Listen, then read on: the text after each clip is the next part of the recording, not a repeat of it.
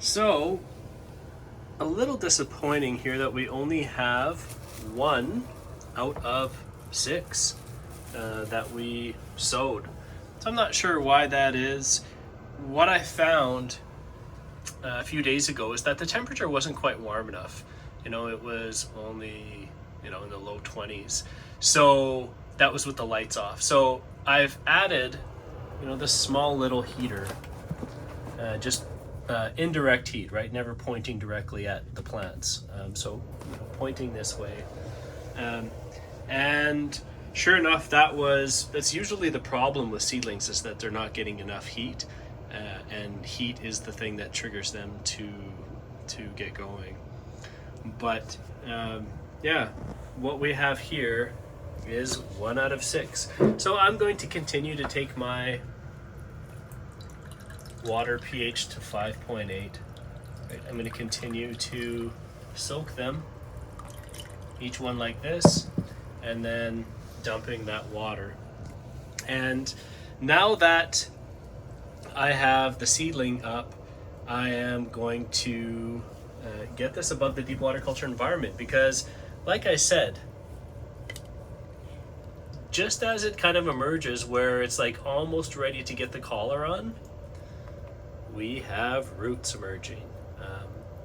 One little note on this is that I love fast growing plants, so medical plants, cucumbers, peppers are kind of so-so depending on the variety, but something like a cantaloupe, tomatoes can be certain varieties, but especially medical plants, things that grow quickly are awesome, because they're just they grow quickly, the roots establish quickly, you get good vegetative growth.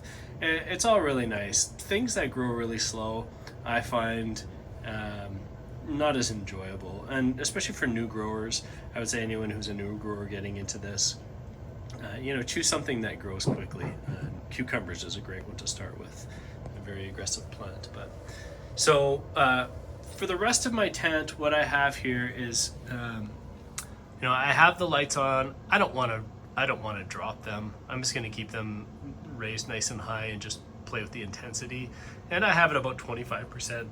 And as soon as I see a seedling emerge, that's when I get to a light schedule, because they need darkness. I've tried, some people say you can go 24 hours of light. I don't agree.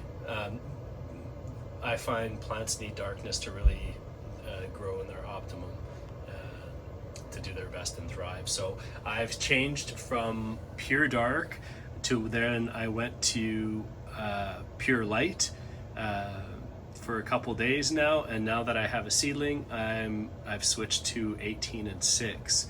I have ventilation happening, so I have a small inline fan that vents from the top, and that's pulling air 15 minutes out of every hour just to have good fresh air exchange.